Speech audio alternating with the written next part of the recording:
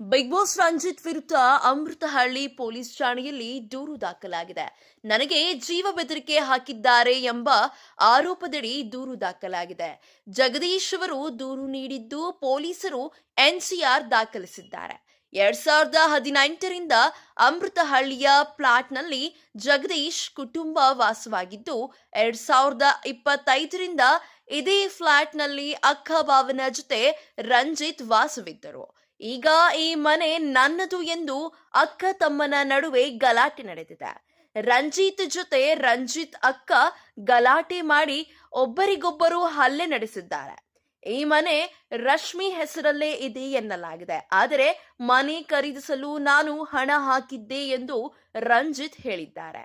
ಇದೇ ವಿಚಾರಕ್ಕೆ ರಂಜಿತ್ ಪತ್ನಿ ಹಾಗೂ ರಶ್ಮಿ ನಡುವೆ ಜಟಾಪಟಿ ಜಗಳ ನಡೆದಿದೆ.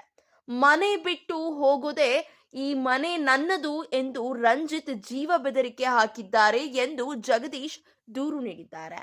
ದೂರಿಗೆ ಸಾಕ್ಷ್ಯವಾಗಿ ಮನೆಯಲ್ಲಿ ಒಬ್ಬರಿಗೊಬ್ಬರು ಬೈದಾಡಿಕೊಳ್ಳುವ ವಿಡಿಯೋವನ್ನು ನೀಡಿದ್ದಾರೆ. ದೂರು ದಾಖಲಾದ ಬೆನ್ನಲ್ಲೇ ರಂಜಿತ್ ಅವರನ್ನು ಠಾಣೆಗೆ ಕರೆಸಿದ ಪೊಲೀಸರು ಮತ್ತೊಮ್ಮೆ ಗಲಾಟೆ ಮಾಡಿಕೊಳ್ಳಬಾರದು ಎಂದು ಬುದ್ಧಿ ಹೇಳಿ ನ್ಯಾಯಾಲಯದಲ್ಲಿ ವಿವಾದ ಬಗೆಹರಿಸಿಕೊಳ್ಳುವಂತೆ ಸೂಚನೆ ನೀಡಿ ಕಳುಹಿಸಿದ್ದಾರೆ.